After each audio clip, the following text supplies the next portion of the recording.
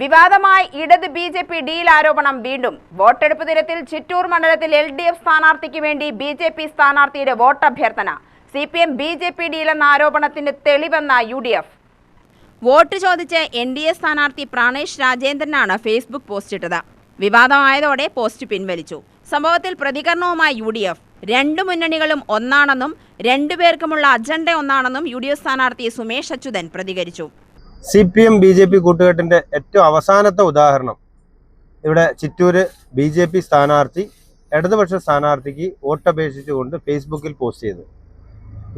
അത് വലിയ വിവാദമായപ്പോഴാണ് ആ ഫേസ്ബുക്ക് പോസ്റ്റ് പിൻവലിച്ചത്.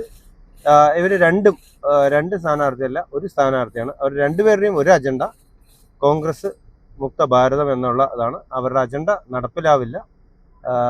ഇവിടെ രണ്ടും ഒന്നാണെന്നുള്ളത് ഇടതുപക്ഷവും BJPയും ഒന്നാണെന്നുള്ളത് കേരള ജനത മനസ്സിലാക്കിയിട്ടുണ്ട്. അതിന് ഈ തെരഞ്ഞെടുപ്പിൽ മറുപടി ലഭിക്കും.